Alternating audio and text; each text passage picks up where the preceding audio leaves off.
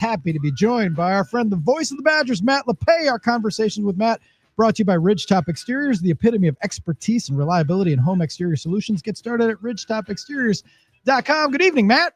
How we doing, guys? We are fantastic. Question for you. Are you cool with hearing jump around all the time? You ever get sick of it?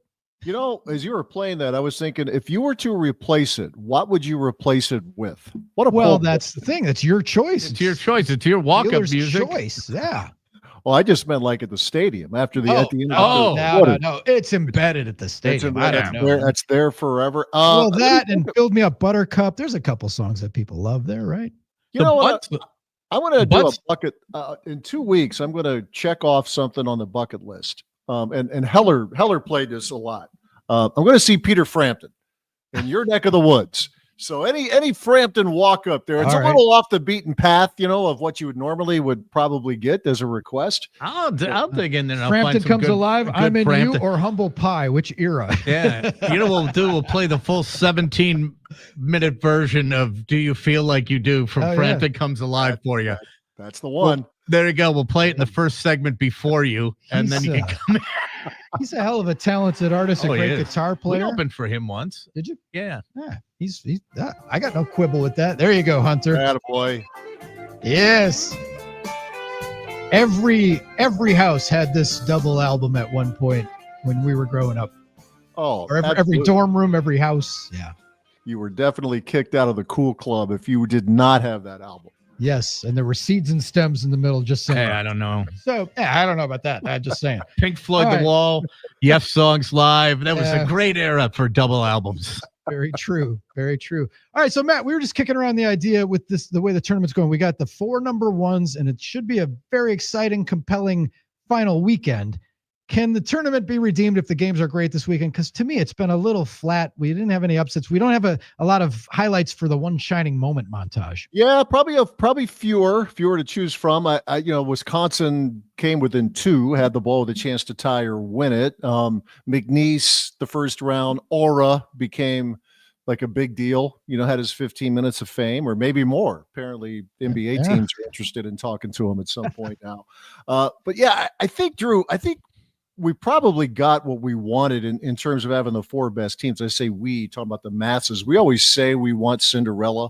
And then if Cinderella gets into the Elite 8 or the Final 4, we're kind of done with it because there's a good chance Cinderella is going to lose by 40 in a national semifinal game. I mean, to me, it's been okay. The quality of play has been to be good. I think you got teams that are by and large older. Duke is an exception with some freshmen, including our state's own Con Knippel.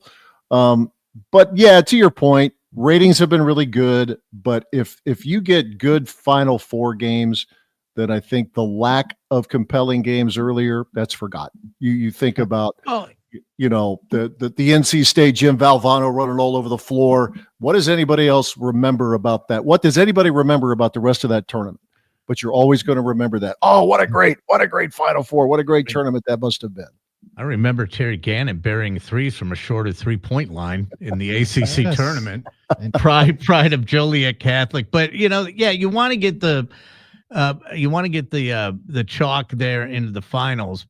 But if you have that Cinderella going, it's got to go all the way, or else you don't want it. Right? Yeah, it's better make it all the way to the championship game. I don't mind Cinderella losing in the second round, the first weekend is when it's to me that's when you want the upsets. Yeah, and they were few and far between. I get it. I do think, and Heller and I were talking about this yesterday. We talk a lot about the random nature of the baseball playoffs. I don't know if anything is more random, at least over the last 2 decades, than the NCAA basketball tournament. It just hasn't been that way this year. You truly have the 4 best teams. They're the top 4 in the final net rankings. They're the only 4 teams in the Ken Palm, if you're the numbers nerd kind of guy, that are in the top 10 offensive, defensive efficiency. Those are the 4 teams that are playing in the Final 4. So they have avoided the pitfalls of the random nature of the tournament. They are the best. I think Duke is the best of the best. But you could make a really strong argument for any one of those other 3 to be able to get through and have their own little shining moment on Monday. The way Houston guards people, I think they're going to be tough to beat. Holy cow. I know this is going to sound a little bit nuanced, But with NIL and the way that these teams are just beefing up, I think the writing's on the wall. It's going to be how it is from this point forward. So really, the tournament is less of a tournament now, and it's more of a playoff. Yeah, it could be, KB. I think I would probably let this ride a couple of more years to see, assuming this House settlement with, with revenue sharing, all of this goes through, as many believe it will next Monday. Does that? You're never going to level the playing field, but could it tilted a little further in that direction? But yeah, I think, in 2008 we had all number one seeds. That's the last time all the number ones made it to the Final Four. But I think you go deeper than that, the Elite Eight, the Sweet 16, you're looking at pretty high payroll teams. I mean, the team that knocked out Wisconsin, BYU, has a really big payroll. They're funded by an extraordinarily rich individual, and they have and this individual is putting a lot of money into their athletic program. So it's worth watching for sure. But I'm not going to go there quite yet. I want to see what this House settlement, if it's approved, what that means next year and moving forward. BYU, the guy's Mormon. It's not like he's spending it on booze. I mean, that's where our money's going. A lot of bourbon. Yeah, his bourbon collection isn't as good as ours. Think about it. Wisconsin might have a better collective. Yes, well, we weren't such boozers. That's probably true. We're talking to Matt Lepay, the voice of the Badgers here. And Matt, did you? One of my favorite games from this past weekend was Pearl and Izzo, and they have a pretty good relationship. And do you find yourself ever like rooting against Izzo because of the waxy buildup between him and Wisconsin, or is it like the rising tide, or you cheer for the rival? Yeah, no, I was pulling it, and Bruce Pearl's a likable guy as well from his days at Milwaukee with the Panthers. Those of us who got to know him at least a little bit. No, I actually like Izzo. He and Greg Gard have a really good relationship. I mean, that rivalry was real with Bo Ryan's teams, and they would clash, and they will never be the best of friends, but there was a really strong mutual respect. But I guess the Big Ten guy in me was pulling for Michigan State, but at the same time, I mean, Bruce has a really good team, and he had the better team, and he had the best player in the country. Even with him getting banged up in that game, he comes back in. But if you have a guy like that, that's a massive difference maker. I don't know if it's taboo for announcers, like, because it's such an old reference, but the Willis Reed thing, anytime somebody leaps back, every time that Davidson came back after getting his shoulder popped back in the socket, I always thought about Willis Reed, because we're old guys. But is that something you shouldn't touch during a broadcast? Should you stay away from that? I think those guys, I think somebody may have mentioned that on the broadcast. They said it, but they didn't want to say it. But they said it anyway. Probably because you have to be of a certain age to have any idea what they're talking about, right? Here comes Willis, as Marv Alford said, coming out of the tunnel. There's a whole generation of people between Willis Reed and now that thinks it's different strokes. That's true. What you talk about, Willis? That's like KB saying that Angie Dickinson's hot instead of saying Sydney Sweeney or somebody more. Yeah, that Angie Dickinson was something. Thanks, Grandpa. Yeah, thanks, Grandpa.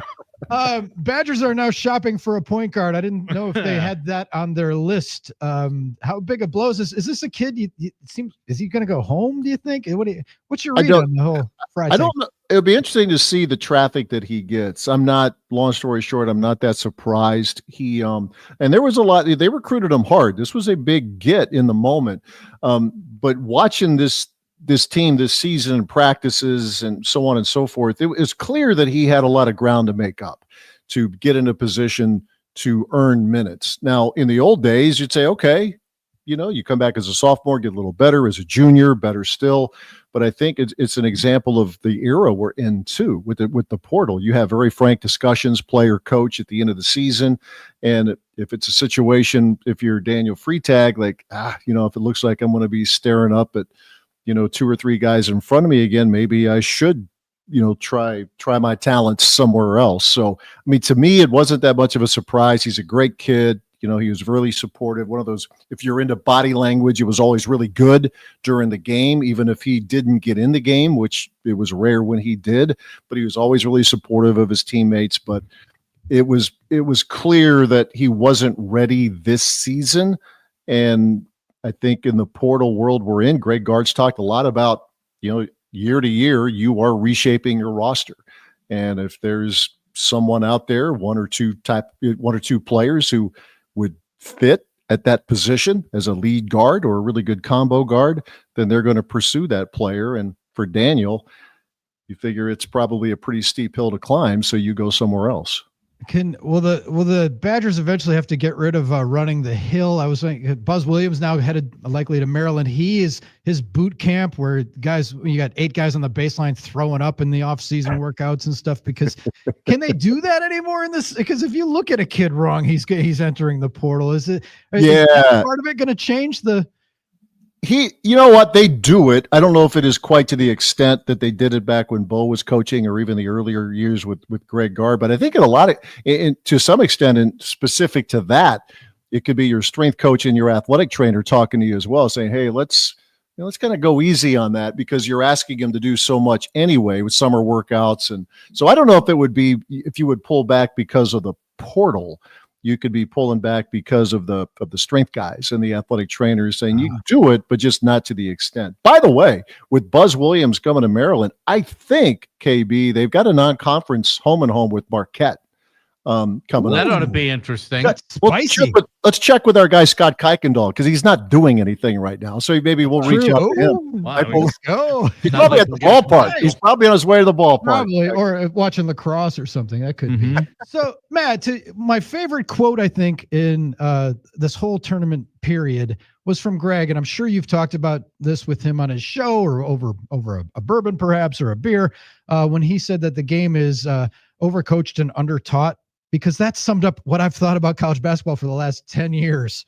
Yeah. Watching these guys that play so many games in AAU, but it's like they're not learning while they're playing those games. And it was just perfect in a one sentence. I'm like, that's it. That's what I've been trying to tell people. It's something you could get Brian Butch going on this, like put a quarter in a jukebox on it, because we're seeing it. You see it in the NBA. You're seeing it more and more with college, with going international with college players, because the feeling is they are actually doing drill work over there. We're here, they're playing games. Let's play 3 games in a day.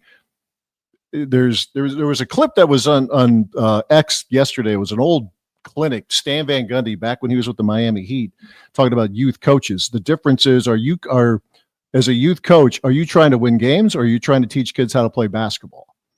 And a lot of folks in the business, in the college level, and I think if you had NBA guys, they tell you the same thing. The international game, they're teaching you how to play, how to set a screen, how to use a screen, all the fundamentals, where here, not so much. Now, that's a blanket statement, but people will tell you, and this isn't me talking, this is me talking to people who I think know the difference. They just do a better job of drilling the fundamentals of the game overseas than they do here.